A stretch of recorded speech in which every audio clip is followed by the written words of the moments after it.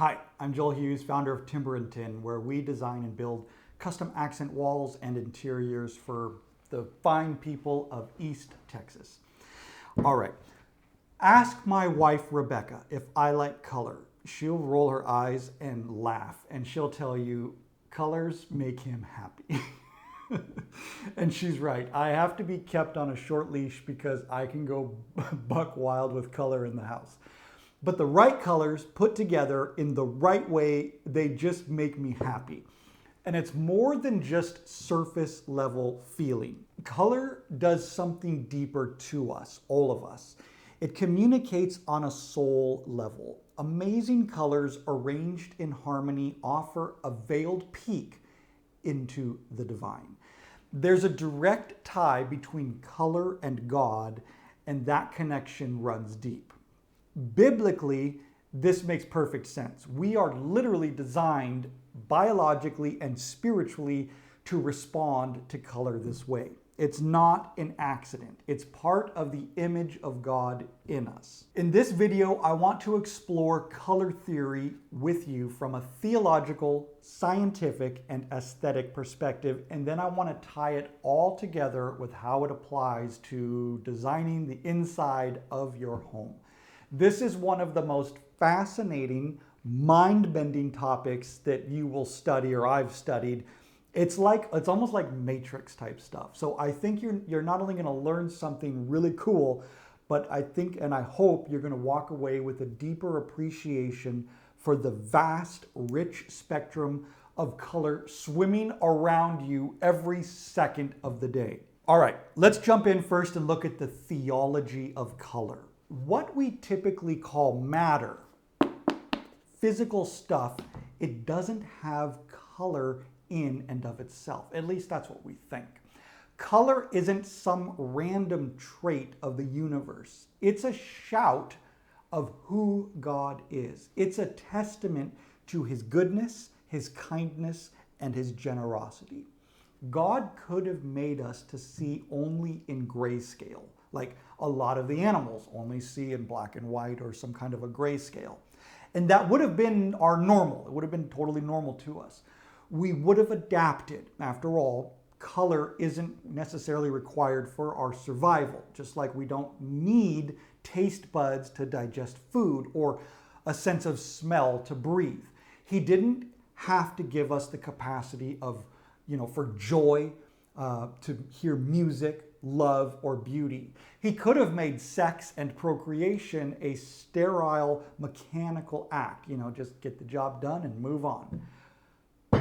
But praise God, he didn't. He didn't do any of that stuff. Instead, he filled the world with color, sensation, and delight. Because at heart, God is not just a creator. He's an artist, a lover of beauty, and he's a giver of joy. If God intentionally designed all these blessings into creation, the ability to savor flavor, hear music, marvel at a sunrise, and fall in love, it tells us something vital. Beauty matters to God. He loves it, and he wanted us to love it too. He wanted us to love it too. He crafted a universe full of extravagant beauty, from the tiniest microscopic patterns to swirling galaxies, skies, clouds, lightning, oceans, trees, rainbows, mist, flowers, birds, spices, fruits, minerals, gemstones, on and on and on. Every color, every combination of color bursting across every surface of creation is intentional. It's not just utilitarian. It's art. It's a gift. It's visible testimony of God's glory.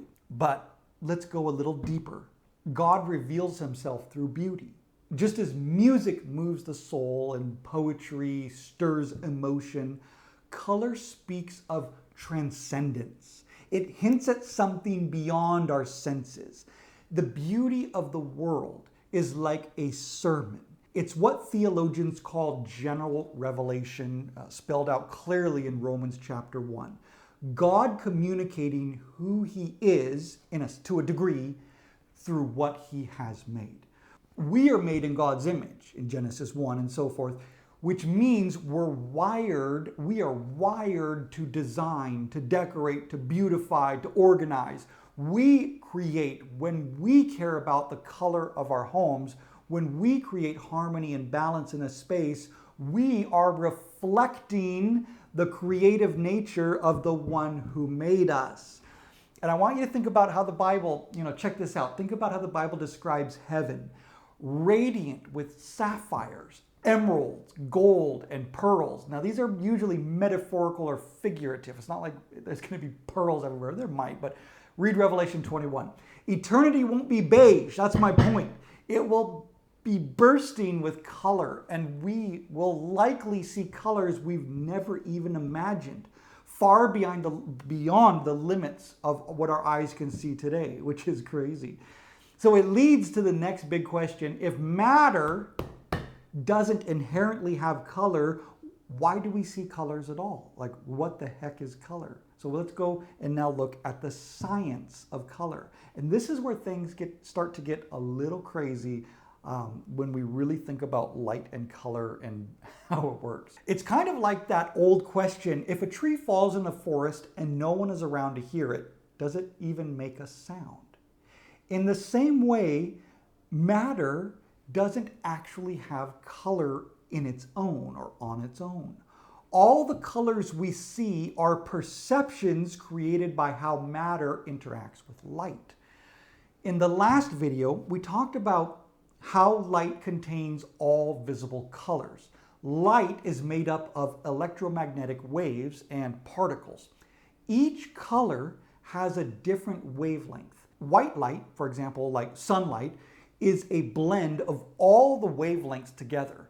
But when light passes through something like a prism, it splits and reveals the visible spectrum and the different light wavelengths. And that's how we get, for example, a rainbow. When light hits an object, like let's say a green leaf, some wavelengths get absorbed into that object and others are reflected back. The ones that bounce back toward us become the colors we perceive. So a green leaf absorbs most other colors, but it reflects green back to us. It's also why black objects tend to get hotter, because they absorb like most all of the light.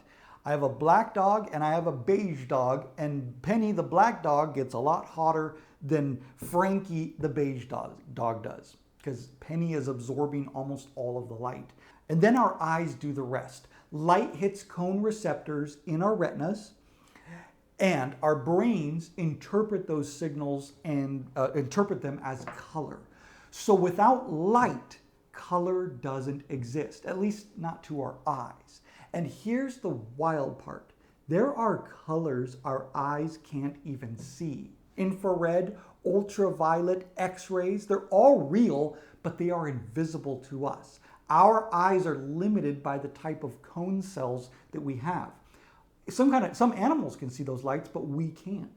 Just imagine what heaven's going to be like when we are not limited like that. All right, now let's shift gears from science and move into the aesthetics of color. Color just doesn't sit on the surface, it reaches into us. It affects how we feel, how we think, how we rest, even how we connect with others. We don't just see color, we experience color. Different colors tend to evoke different moods. Red feels bold and intense. Blue brings calm. Yellow adds energy and cheer. Green creates balance. These aren't hard rules, okay? It's not like this is written in stone, but general patterns shaped by nature, culture, and memories that we have. Interior designers know this instinctively. Color is one of the most powerful tools for shaping the atmosphere of a space. You can make a room feel warm, clean, grounded, or playful, or sacred just by the colors you choose. So think about how you want a room or one of your rooms to feel. That feeling should guide your palette. Let's now look at some ways to use color in our homes. Let's get down to the nitty-gritty and look at some practical ways. We all live in homes, and the natural world around us is exploding with colors and inspiration. But too often, too many homes that I see, all those colors outside, they don't make it into the home. And a lot of homes look more like the inside of a used pizza box. It's boring, it's cluttered, and maybe even gross. Trends come and go. I'm not into chasing trends. I prefer timeless design principles, things that work, with a few trends maybe sprinkled in here and there if it makes sense and works. Coherence is what you want. Start with what lifts your spirit. If it brings you joy, it matters. If it feels like you, it usually belongs. And remember, color exists by light. What looks perfect on a sample in the store might look dull or dark in your home under different lighting. So always bring home little test cans and paint some swatches and watch it over a 24-hour period and see, if you actually like it in that room. Color changes with light, as we know. Color also carries emotion. I've written and published 6 books, and one of my favorite parts of the writing process is the cover design phase. I work with a professional cover designer, but I always start by thinking this: how do I want this to feel? That drives my color choices. It's the same with your home. Ask yourself, how do I want this space to feel? Do I want cozy, clean, inviting, energizing, all of it? You don't need to master color psychology. It gets nuts and crazy. So you don't need to master that. Just trust your gut and keep it simple. Basically, do what you like. But here's a simple process to help you do just that and stay on track and look good. Step number 1, find examples you love. Start by collecting inspirational pictures. Browse design photos on Pinterest or Google and save the ones and save them into a folder on your computer, the ones that speak to you. Over time, you'll notice patterns, certain styles, moods, and colors that you naturally gravitate towards and like. So build that inspiration kit. Step number 2, create a mood board. Once you've gathered a decent batch of images that you like, open up Canva. If you've never used Canva, it's a free beginner-friendly design tool. You'll find tons of free tutorials on YouTube to get you started. But I'm going to assume you already know the basics of using Canva.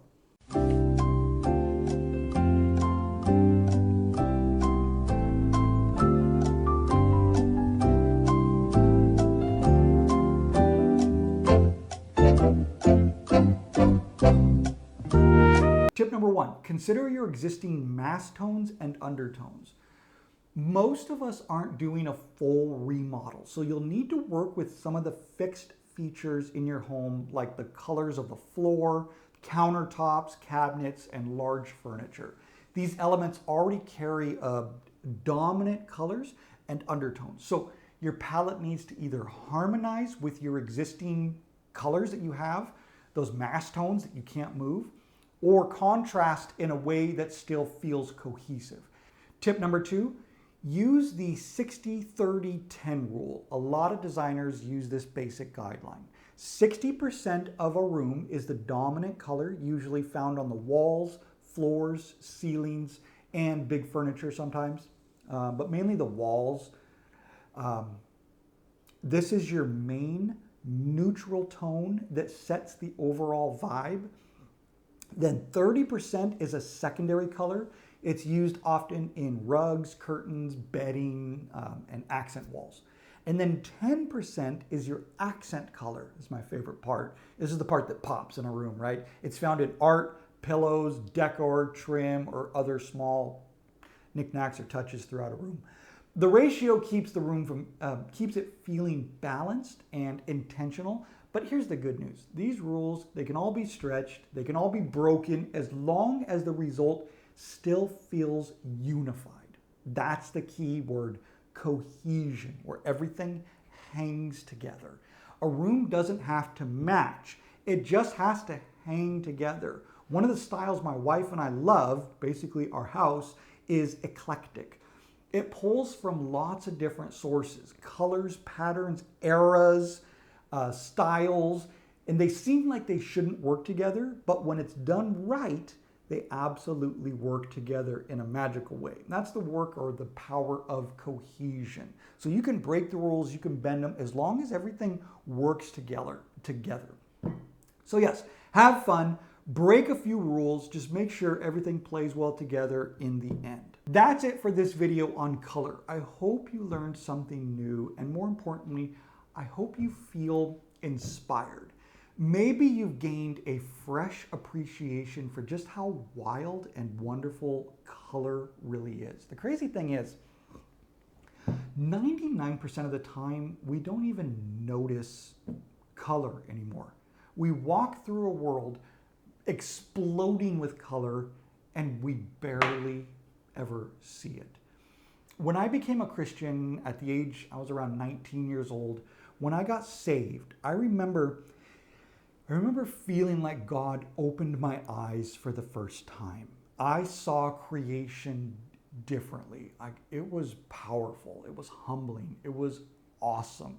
I've met a lot of other believers who have said the same thing, that when they got saved or became a Christian, it was like something shifted. And all of a sudden they started seeing the world through a whole new, fresh set of eyes. The problem, though, with all of us, it's as Jesus said in the parable of the sowers, is that the cares of this life can come in and choke it out. Life gets hard, we get busy, life gets heavy, and that awareness, that ability to see God's beauty, it starts to fade, or it gets choked out. We don't notice it, we don't see anymore. So maybe, I don't know, maybe this video is your invitation to look again, to pause, to notice, to enjoy the colors that God has woven into the world, and to bring that beauty, more of it, into the space that you call home. Timber and Tin is here to help you. The link in the description is down below, and stay tuned for more videos like this on how I incorporate God, theology, science, psychology, and all that good stuff into home design. Thanks.